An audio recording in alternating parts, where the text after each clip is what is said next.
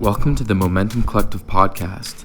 Momentom Collective provides training spaces and community around the world for unconventional minds and nomads to co-create the future. This podcast shares the stories on how we transcend and shift our passions into sustainable ventures.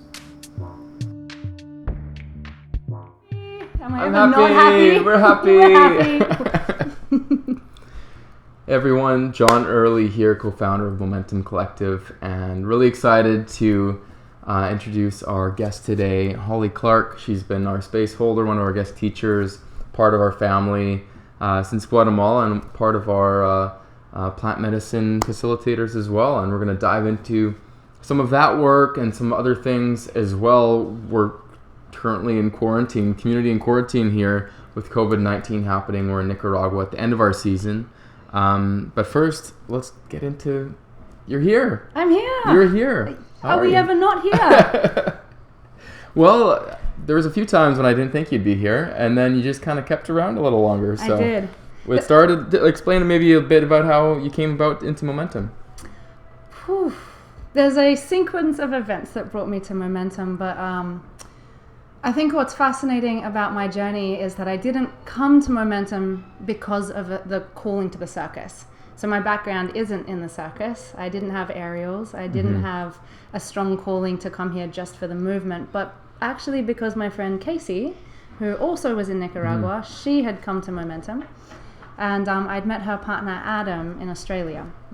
So I met Adam at a festival a year ago, fell deeply in love with his soul, and traveled. I've been on the road for a while on my own journey, and ended up in Seattle with Adam and Casey, spent some time with them, and it was on their recommendation that I come to Momentom. Shout out to Simprez One, amazing visual artist. Amazing visual artist. I'm very passionate about supporting the artists as well, so check out both Adam One's and Casey Wallace's artwork. They're beautiful souls, and they're the reason I ended up in Momentom. What started as 10 days ended up being 4 months. 4 months. 4 months. And you're leaving tonight. I'm leaving tonight, and it's bittersweet because I have deeply fallen in love with this community and the projects and the people that come in here, and also following that calling of knowing that I have to go now as well. So it's a bittersweet movement when you start to follow your own spirit and you're not leaving because something doesn't feel good. The thing that's really interesting about this is the community is so good right now. We're safe here. We're in Nicaragua. We're in a contained space. There's classes, there's food, there's water while a lot of people are out, in the midst of the coronavirus. And I'm about to leave because I feel that I need to take that next step. So it's an interesting navigation, something in my own journey and my own path that I've learned to trust and follow no matter what. Well, yeah, you've been trusting your journey for quite some time, and we have so much love for the space that you hold and your support for so many people here, as well as diving into some of the other medicines and teachings, and from Osho meditations to holding Bufo ceremonies as well. So tell us a little bit about how you got into some of this deeper work, that introspective and really deep underlying effort. Yeah. I had a really big shift when I was 24 years old. So normal human being, trying to figure my life out, trying to make a difference in the world, trying to become a doctor at the time. It was trying to figure out relationships. And by the time I was 24, I felt like I was the oldest, most broken, most anxious human being I had met. And I had my life was a mess, and I was deeply frustrated, and I didn't understand how, with a mind that was intelligent, my life seemed to be getting more and more messy as the years went by. So I had a pretty big, what some people would call an awakening, or a massive shift in my life that just ripped the carpet out from underneath my feet. And through a sequence of events, I realized, not to drag the story out at this moment, that everything I was searching for in my life was because I ultimately wanted to feel loved. What was that awakening? What was that moment? I was sitting in a cafe. I was sitting in the cafe with two friends, and they were sitting on the other side of a table from me, like 1.5 meters away, and I had organized them to come together because they had these passion projects that I thought would be really good to meet each other. And they were facing each other, and they were so excited about what they were talking about in their passion. And I'm sitting on the other side of this table, and I didn't feel like I existed. I felt like I was 1,000 miles away. And I could not penetrate the bubble of passion and excitement and connection around them. And so I'm sitting there, and I'm having a real self-reflective moment where I'm like, my life is good. I'm in the top 2% of my degree at university. I have a job. I'm privileged. I have food. I have money in my bank account. And I can't connect with anybody. On that level. On that level. What you're visually seeing. Level, what I'm feeling. visually seeing, I'm like, every night there was a longing in my heart. And even though on the outside everything looked good, I sat at home at night feeling so deeply alone. And then sitting in this moment, I was like, I can't connect with anybody on a deep level. And that was like an anchor in my heart. Like it was so moving in that moment. And it was a very somatic experience. And I remember looking out the window of the cafe, and it was the first time there was this voice in my head that didn't sound like the voice of anxiety that said, you need to stop now. And I said, what do you mean? What do I need to stop? And the voice came in and said, everything. And the next kind of intuitive feeling was, you've tried it your way for all these years. Maybe it's time to give up and listen. So I excused myself from the table. I walked down to the beach. I had an eat, pray, love moment where I got on my hands and knees and I cried and I said, I give up. I don't know what I'm meant to do. Well, I tried everything. I mean, going to university, it was like the 27th job attempt or something I was doing to make my life work. And becoming a doctor in the Western world was the pinnacle idea I had. There was nothing after that. And I'm sitting down at the beach, and I questioned myself about my motivation for wanting to be a doctor.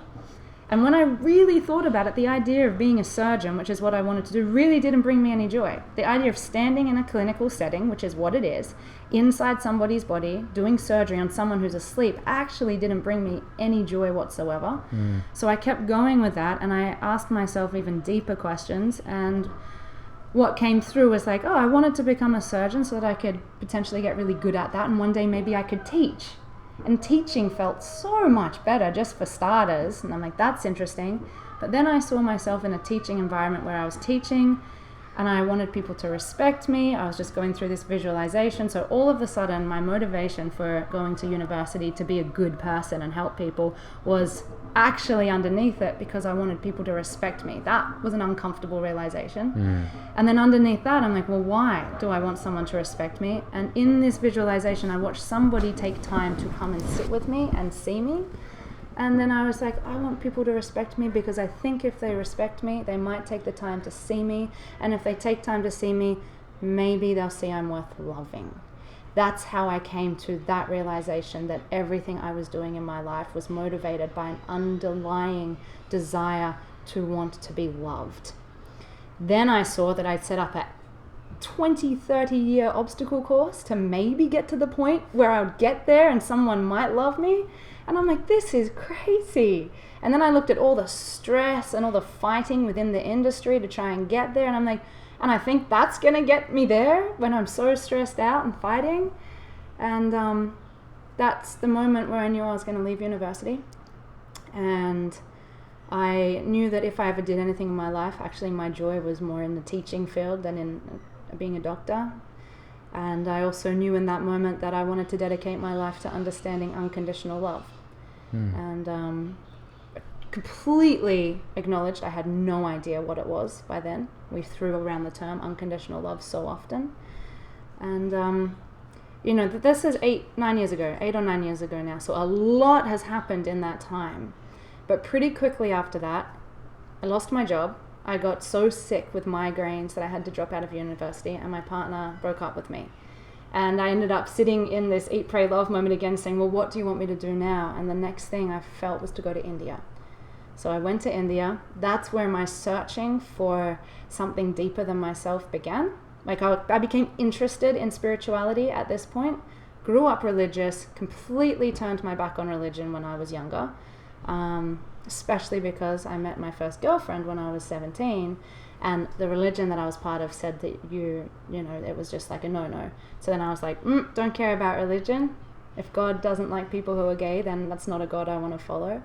So I didn't even open up to spirituality or God or the idea of consciousness or anything until I was 24, traveling through India. I'll wrap this up pretty quickly to get to how I got to plant medicines. But what happened was I started learning about consciousness and awakening and this term enlightenment, and then I became totally obsessed with enlightenment, the idea of freeing yourself by becoming enlightened. But it's such a strange concept. Like, you can't find a course for enlightenment, even if you type it in. How do you find a teacher? You know, I looked for many, but many people didn't seem to give me answers. I went to the Hare Krishnas. I asked a lot of people, like, how do you enlighten yourself? How do you enlighten yourself? And the answer is, chant your rounds. Do Vipassana. Have you done this? And so I did search, and I did try a lot of, I chanted Hare Krishna. I became a Hare Krishna for 1.5 years. I took on different teachers. I took on different methods. And interestingly, I'm on the very slow path, to be honest. It was a process of different tools, different methods, different understandings. And about 2.5 years ago, I got to a point where, yes, my life had changed quite a bit. I had changed the way I thought about things quite a lot, but I knew that I still hadn't experienced oneness. And within the depths of all of these spiritual books, they talked about enlightenment being a, well, at least Eckhart Tolle, he said this, I held this, a felt state of oneness. And then they talked about being present, but they said there's no suffering there. I was still suffering. I knew it. I was still suffering in my relationships. I still had moments of anxiety. So I knew, I don't know what oneness is. I don't know what oneness is. And I was so frustrated and so fed up, because I got to a point where I'm like, I could fucking talk about the books. I get it. But I'm sick of talking about information from my head. I can tell you all day long, yes, I think it's oneness. But again, even in the books, it said at some point you have to put this book down because you must go beyond the intellect. I had zero idea how to do that. How do you go beyond the intellect? How do you let go of the mind and experience oneness? And a lot of these books were pointing, but there was no like, this is how you do it. It was more like, when the student is ready, it will happen. And I'm like, how do you do it? And again, I prayed. I've prayed a lot on this journey. Like, thank you so much for bringing me the tools and the methods. And then plant medicine turned up. Mm. I'm not saying it was a solution, but my God, has it been powerful, connected with the somatic works, the underlying, information, teachings that I've had along the way, plus a whole lot of other help, and then bringing in the plant medicine alongside of everything else I've been through was just like the push over the edge. Right. So do you see plant medicine as a tool, as a practice, as an instigator, or what? How do you? I see it as a tool, a practice, an instigator, a meditation technique, a permission slip. Right. I think that's a really interesting one. I believe that it's potentially a very powerful permission slip. Mm. And yes, it's a tool. It is not a solution. Maybe we should clarify when we talk about plant medicine, which are the particular plant medicines that you work with? Particularly, I work with ayahuasca, and I work with 5-MEO DMT and Bufo alvarius. That's not to say I haven't also worked with peyote and cactus. So in the mescalito family, the mescaline, a little bit in the psilocybin field. That hasn't been my journey so much more connected with ayahuasca and Bufo alvarius, which is your 5-MEO DMT for me, personally. Yeah, those are two medicines that work with the DMT molecule versus psilocybin or mescaline. Yeah. Mm-hmm. So why do you feel particularly called to working with DMT? Such an interesting question, because it is something, and a lot of people talk about this, where it just came into my field. When I learnt about ayahuasca, I learnt about it 4 years earlier than I sat with it, actually. And I was working with the Hare Krishnas at the time, and my teacher said, no ayahuasca. So I left it because I respected that process and my teacher. Came back into my field about 4 years later, randomly. I can't even remember why I started thinking about it, but all of a sudden, on a loop, I was just thinking about ayahuasca. I don't know if someone had mentioned something, and all of a sudden I'm researching and I was looking it up. And I was 3 years into a degree in the Gold Coast in Australia, and I didn't even realize it existed outside of Brazil or South America. And I was saying, why is this in my field so much when it's in the other side of the world, and I'm deep in my university studies? And it didn't make any sense to me. My partner at the time was like, why do you think you need ayahuasca? And I was like, I don't know, but I can't stop thinking about it. Mm-hmm. And then about 3 days later, a friend came over and said, oh, I just sat an ayahuasca journey. And I was like, what, you just went to Brazil? And they're like, no, just down the road. And I was like, are you kidding? So I signed myself up immediately, and within 2 weeks I was in ceremony. Mm-hmm. And again, like, this whole journey for me, it was just, I knew it. I knew it by the 4th journey of ayahuasca that I wanted to work with her more deeply. Mm-hmm. I didn't realize that 5-MeO DMT wasn't ayahuasca. I had heard about 5-MeO DMT, but I thought it was ayahuasca. So I had been sitting with ayahuasca only a couple of times, actually, within a year, before Bufo came into my field. And again, it came in left of center. I wasn't searching for it. It turned up. I was living with a woman who she was coaching people and taking them out to sit ceremony with Bufo. And I went as an integration specialist. I was doing acupuncture, so they took me to do acupuncture. I got out to the land where this was happening, realized it wasn't ayahuasca, read a little bit about it, and just almost lost my shit. Because here was this tool that was saying, just for a brief moment, you could glimpse oneness. And I had been searching for that for 8 years. And it was saying, it dissolves the identity, it dissolves the I, like the separation, and for a moment you can glimpse oneness. So these two, ayahuasca has been very much about expanding my mind and realizing that we're so much bigger than the 3D reality of just this material reality, and I could have a real conversation with ayahuasca, but it was still playing in the field of the mind. It was still me having an experience. Alongside the spirit and alongside the spirit and the teacher, but it was still something having an experience. There was still a me having an experience. Incredibly powerful to go through that. I learned a lot from ayahuasca. And obviously it's much longer than Bufo as well. It's a 4 to 8 hour kind of a thing. So profound, and we can talk about ayahuasca for years. Such a profound tool. But then Bufo just takes you out of all of it. There's no longer a self having an experience. You just go.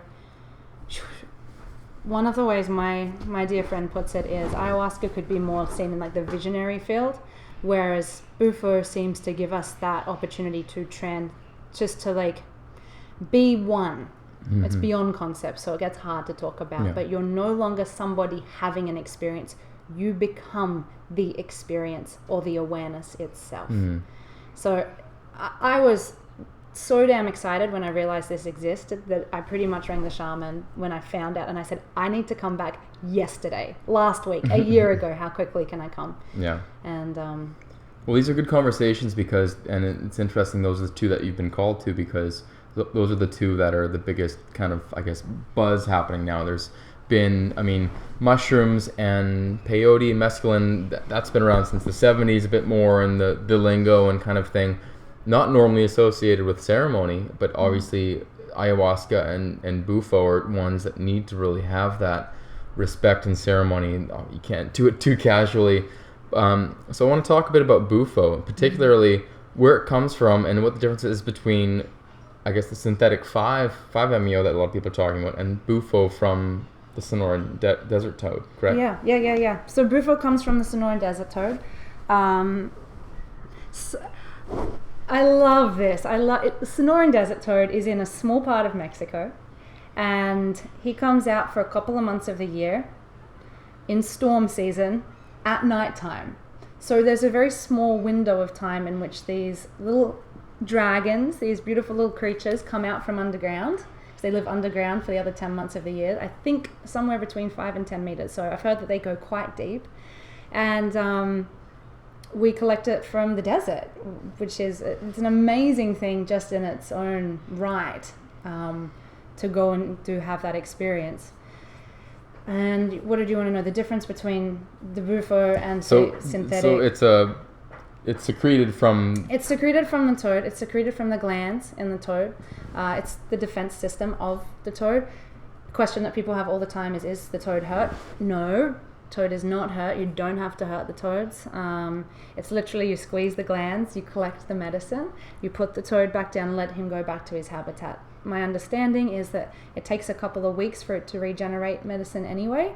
So usually one toad per season as well. So it's incredibly rare and it's incredibly special. And the other thing is we like to collect the toads from where we find them. We like to put them straight back in that exact space that we find them, because apparently their home is within a relatively small radius of that space. Mm-hmm.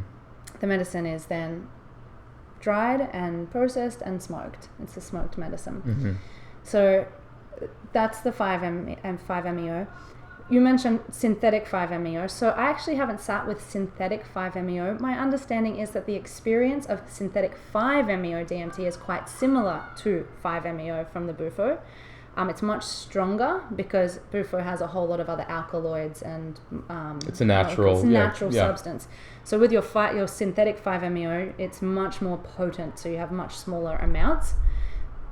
The people I have spoken to who have had it say that the experience is quite similar. What you're probably referring to is the synthetic DMT that a lot of people smoke. A lot of people haven't smoked. And they take that really casually. Yes, this is a thing they're like chugging away at festivals. It has a very strong smell. It's got a very strong taste.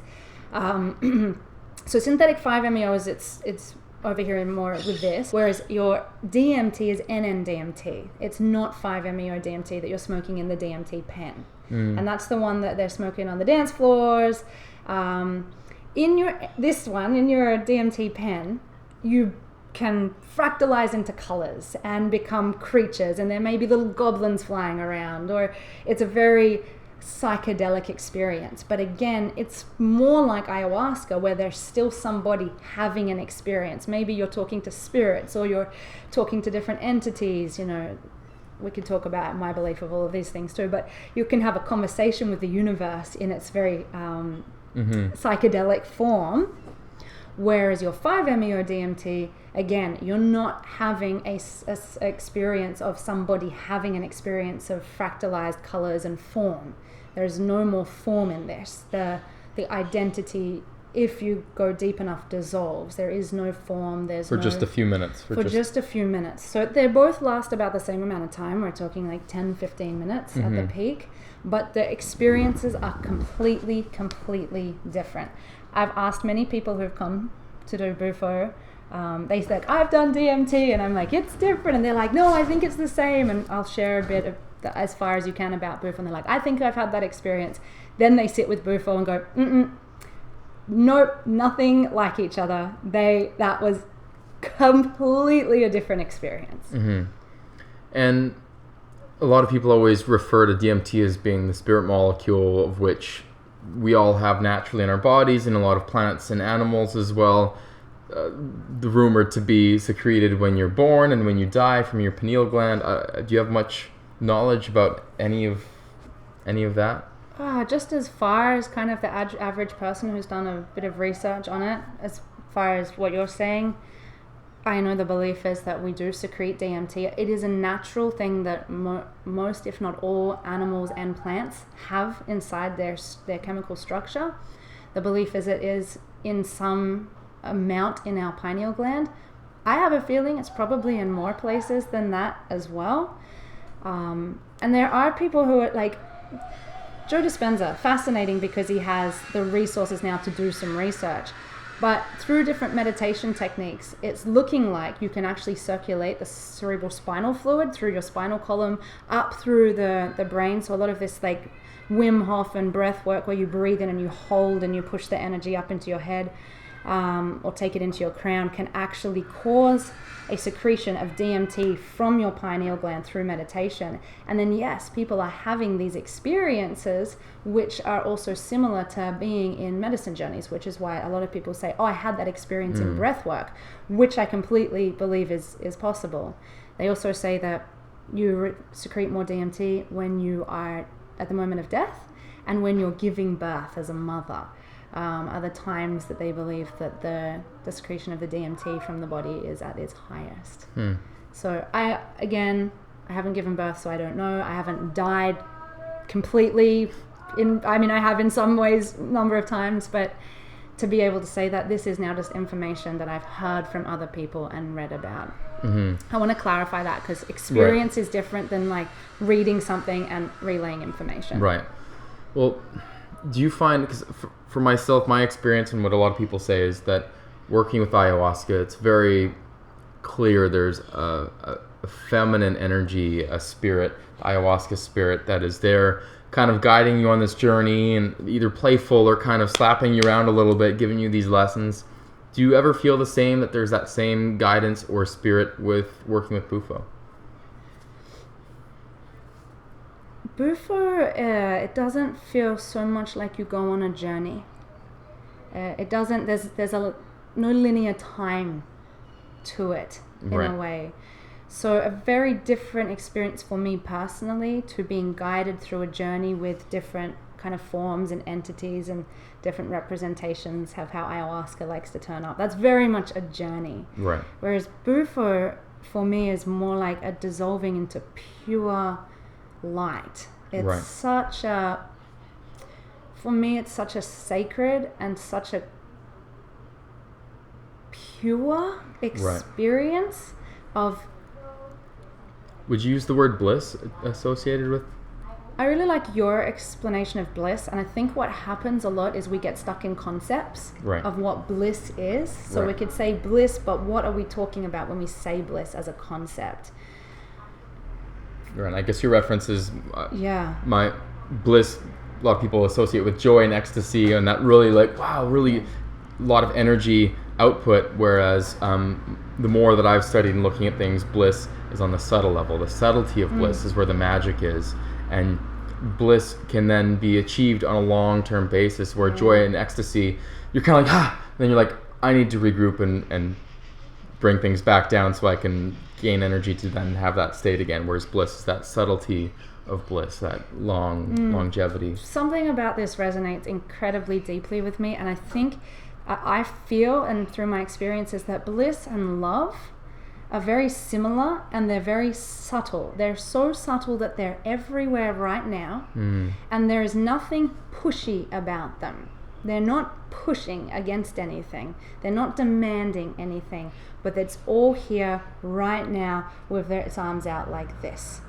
And Bufo allows, I've seen so many people go through so many experiences with Bufo as well, and I was just laughing the other day. I was in a journey again, and I was in hysterics, and I'm like, it's so infinite that you never know. It's always different. It's always different, but there is a quality of, maybe I could use the word freedom of infinite, knowing you're infinite, feeling the safety of feeling that outside of your own body, and the freedom of well, the body disappears entirely. Like when you say you're outside of your body, you're like, well, who is outside of what? There is this is where language gets so hard at that level, because there is no longer a body. It dissolves, and there is no somebody somebody, there is no body, so it's just I.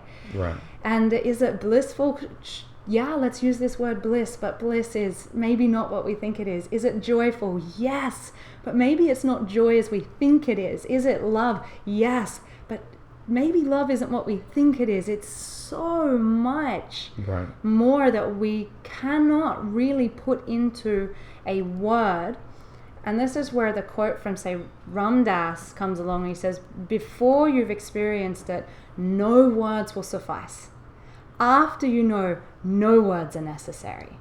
So words are like trying to conceptualize something that is not in the world of concept.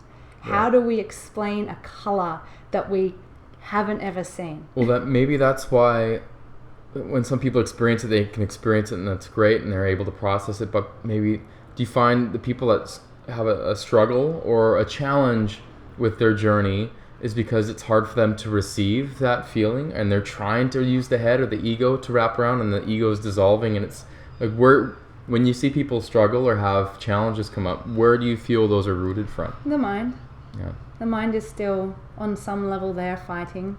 Right. fighting, trying to figure something out. The ego's going, I'm still here, don't get rid of me. I'm still here, I'm dying, this is afraid, I have to let go, I need to let go, and it's trying to do something, I have to forgive.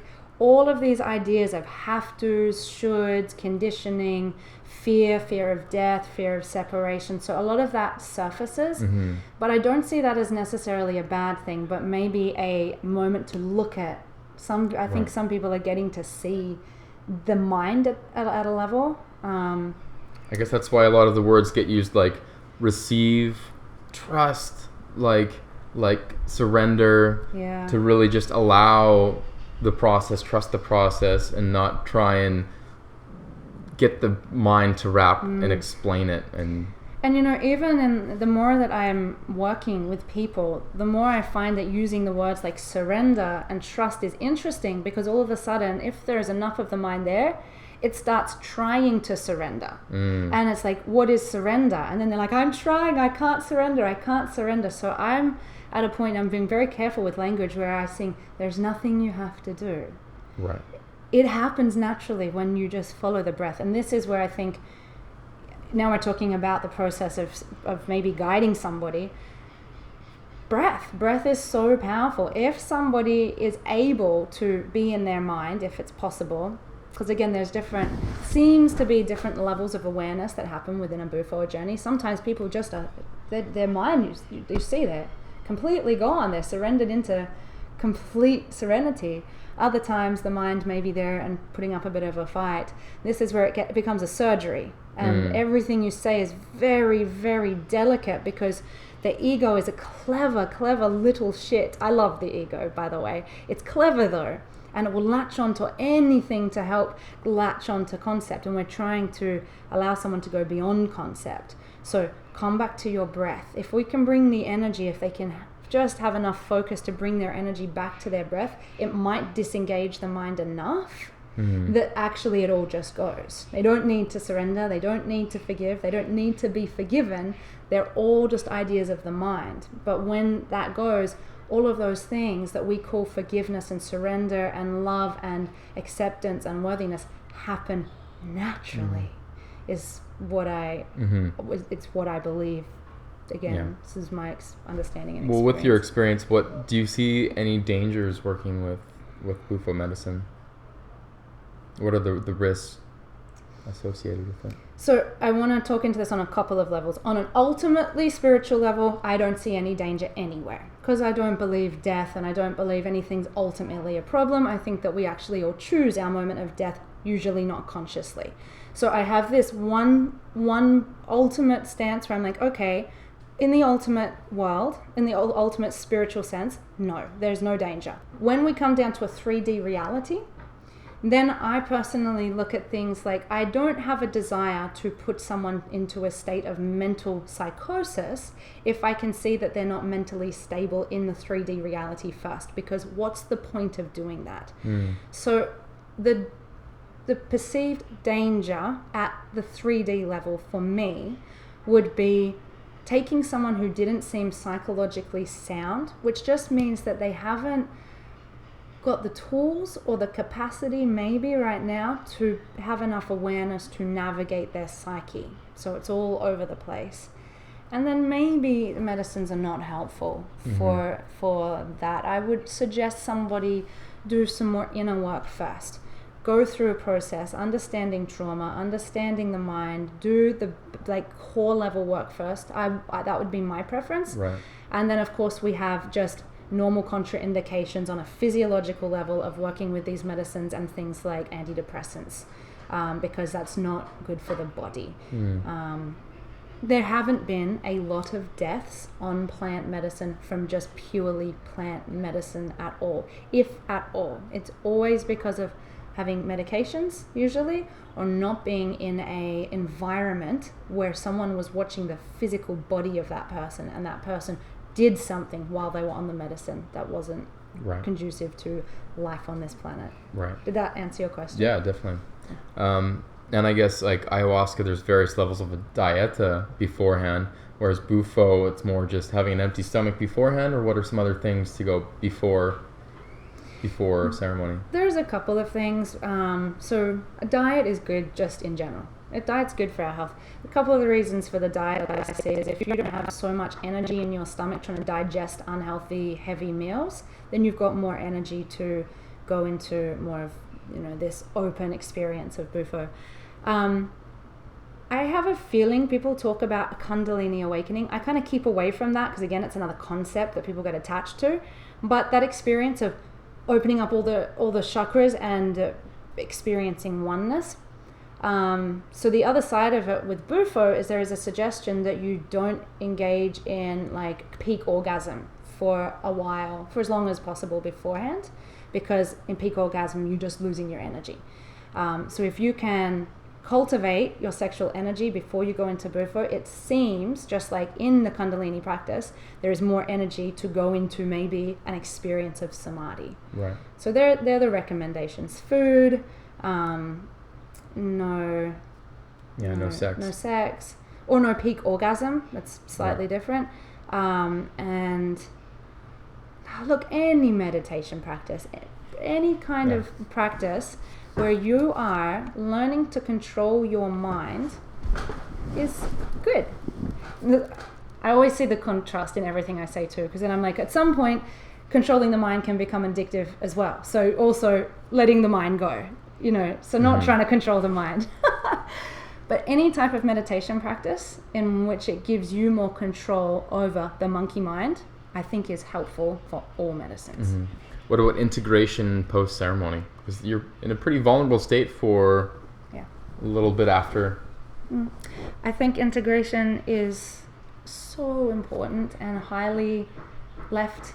We don't do enough integration. Just jumping straight back into the 3D world and doing all these things. Yeah, this is one of the reasons why I'm putting together a whole course. I want to work with people over weeks and weeks and weeks, just so we can do all of these things: preparation, understanding, integration, simple things. There's lots of integrative tools. Anything that keeps you in the body is great because it keeps you out of the mind. The mind wants to process things and understand things at the level of consciousness that it understands. So when you are expanding your consciousness, if immediately you try and process it at the level of the mind, you're just going to be trying to process it back at the same level of consciousness you came beforehand, which means it's very easy to slip straight back into all your old patterns and all your old stories. So anything that keeps you in the body, which is why I love being here so much, because we're looking at movement, we're looking at being in the water, we're looking at art, we're looking at being in flow state. Anything that keeps you out of the head is a very good integration tool, because you'll process the energetics and the feeling of it, which is really important. But then I think certain teachings, like just as simple as knowing that you go into quite a neuroplastic state after certain medicines, which means that straight after medicines, you have an opportunity to relay the neural pathways of your mind and what you put attention into in the day, 24 to 48 hours after most medicines, is what you're going to recreate in your reality. So understanding that is the most beneficial time to be very careful about what thoughts you want to engage in. And if it's not been beneficial, why engage in it? But again, understanding the power of your thought, I think, is a great tool to have before even working with medicines. So when I work with people, if I can, we talk about what is the mind, what is thought, what happens with thought, how do you create your reality with thought, are you your thoughts? All of those things is foundational work, I believe. Then when we go into Bufo, people are like, I know that when I come out of this, I have a small window of time in which to, rewire the way I think about things. Right. Just for a couple of examples. It depends on the person, but do you feel people can get addicted to these states of being?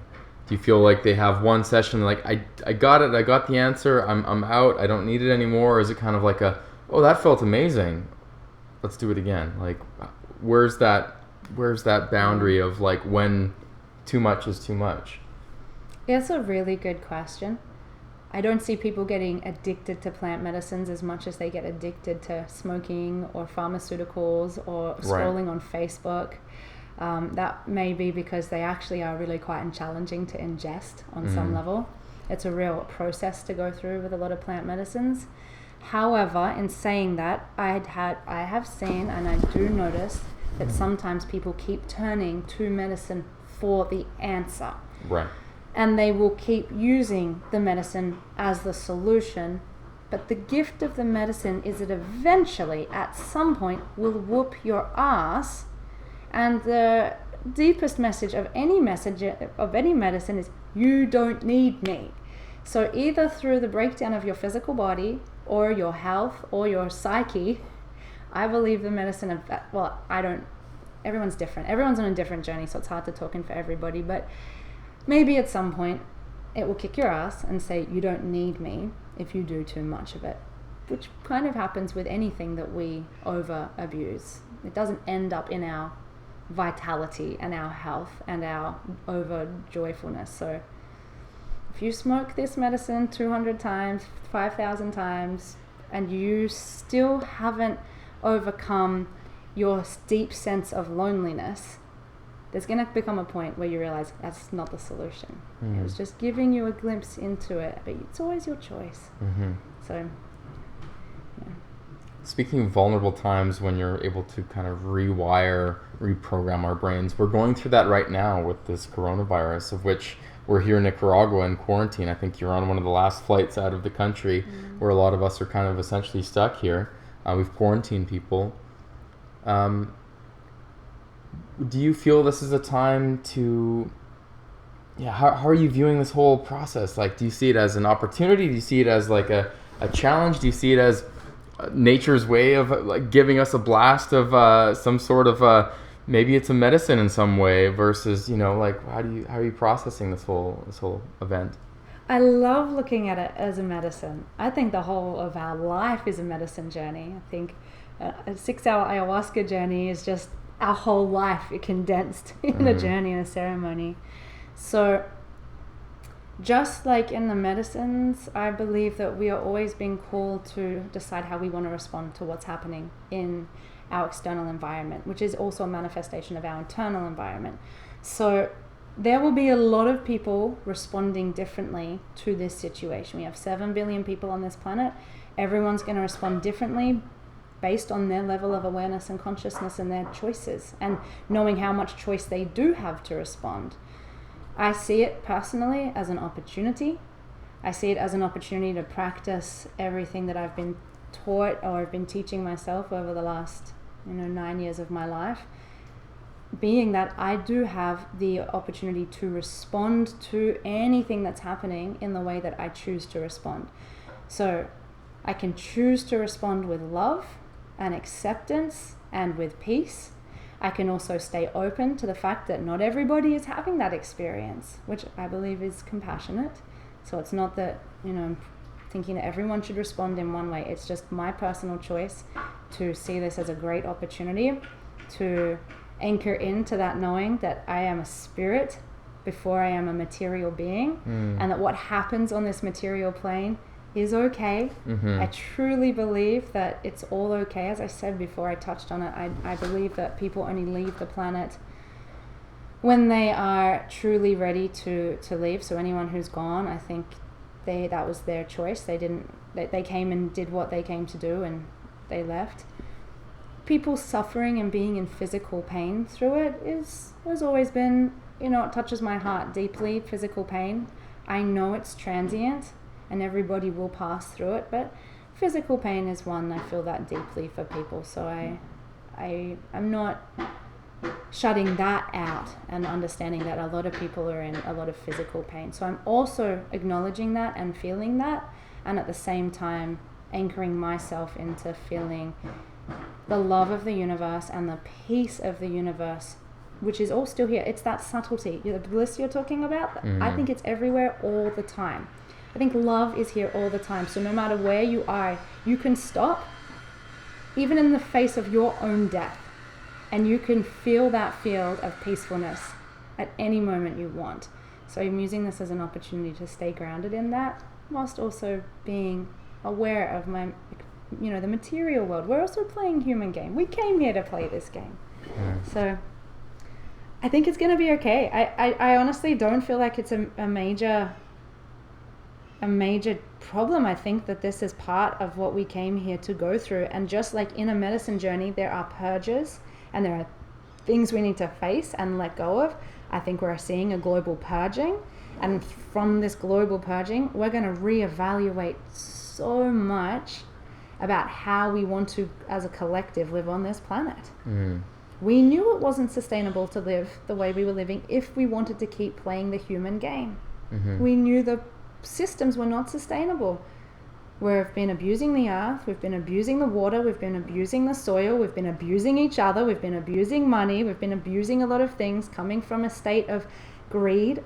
And this is a really interesting conversation, because I think a lot of what we're seeing in the external world is coming from a deep-seated space of not feeling good enough, of not feeling like there's enough, of trying to fill a hole that causes us to like our own fear of death, and it causes us to like over consume, overtake from other people.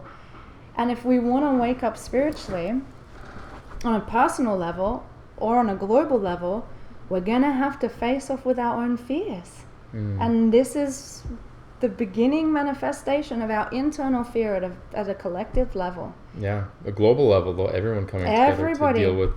And it's bringing up people's fears left, right, and center. Fear of death, fear of not being enough, fear of loss of work, loss of safety, loss of income, loss of this, fear of pain, fears coming up all over the place.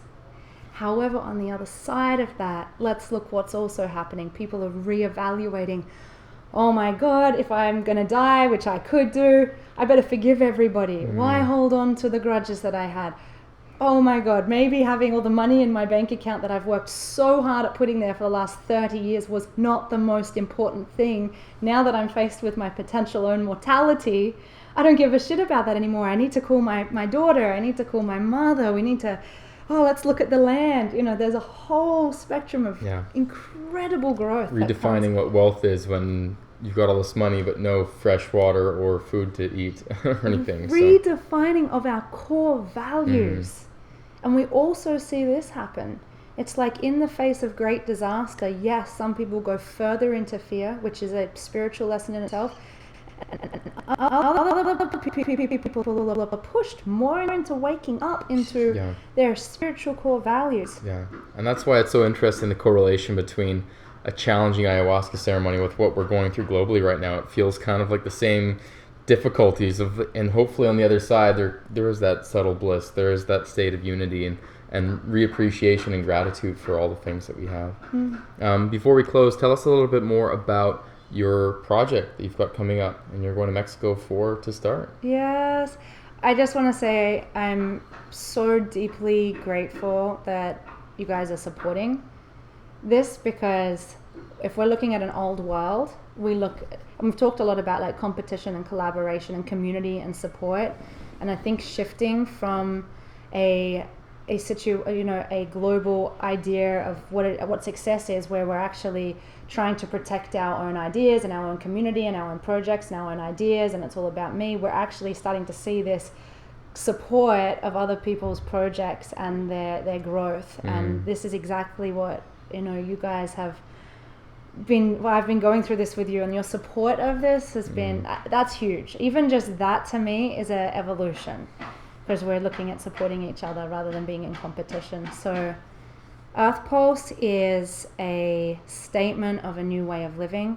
but at the very core of it is a place where people can come to wash their hearts, which means clear their minds, clear their thoughts, clear their words, clear their actions, really do their inner work so that they can elevate their awareness, which will change everything in the external world. So it's an internal work space. It's for the internal work. It's for going back to foundations and understanding what and who we are, how to liberate ourselves from suffering. It's the inner work. So that's the core of it. It is a project that is so based in love of each other, a coming together of a community of healers and artists, because we believe that healing and art is very, very, very similar, if not the same thing. So we're setting up a space in which people will be able to come and go through probably 1 week to 1 month and longer immersion processes to pretty much deep dive into their own psyche, clear their heart and to ask all of these questions, everything I'm talking about. So it's a mixture of medicines. It's got all of the artistic expression channels that we could bring in. We're looking at primal therapies, which is the somatics, clearing trauma, looking at all of the memories of past suffering that get stuck in the mind that cause us to live in defense or in that like bubble of safety. You got to process all of that. And also having a whole foundational program of what is trauma, what is emotional liberation, what is manifestation, what are conscious relationships, what is a harmonious relationship with nature, what do conscious communities look like? So moving it from the individual into a real reconnection with nature, and then how we go out and live in the world after that. So it's a big project, but it's also it's necessary. It's necessary right now. Yeah. It's exciting. It's exciting. It's exciting. It's going from that visionary state, which I've been in for many years, and now it's get land, build structures, build a website, share our story. You know, we're playing in the 3D now. Back to the... Yeah. We're in the 3D, but we're also creating in the 3D now from an elevated... We're working on elevating our consciousness. So we're not playing in the 3D in an old way of doing 3D. It's not A plus B equals C. We're still working on the field of quantum manifestation. So how it's unfolding, we don't know. The way we can do it, we can have this turn up in a way that we've never seen before. We could have the structures turn up. We can have the building and the people turn up from a quantum field of calling it in. And then we're just coming from there first and then putting the 3D reality into play. So now we're playing with both, which is very exciting. Very exciting. Holly, thank you so much. These last 4 months have been incredible. So many people being able to come through and experience this medicine and just that space, whether it's just holding space for the people that are going through ceremony or the Osho meditations, and thank you so much for your presence and your light that you bring. It's been an amazing few months. And just to reflect that back to you, thank you so much for your courage and your willingness and your sense of adventure to be able to be open to working in this way at this level with people. It's a courageous and a very trailblazing thing to do right now, and yeah, we're all being called forward to do it. But we're playing on the we're playing on the edge, on the fringes. We're on the fringes here. So thank you for your trust as well. It has been such an honor to be here with you guys, and it's not even just starting. Close to the end. More collaboration and partnership. It's not even close. It's not even close. Yeah. Thank you so much. Oh. Yes, sending so much love out. Thank you guys so much for tuning in at our Nicaragua artist residency here on Maderas with Holly Clark, and just one of many podcasts. We just really only touched on a little glimpse of some of the things to discuss. So more things to come, and hopefully everyone is staying safe, breathing deeply, and living lots of gratitude for all the light and love in the world. So thank you. Yay.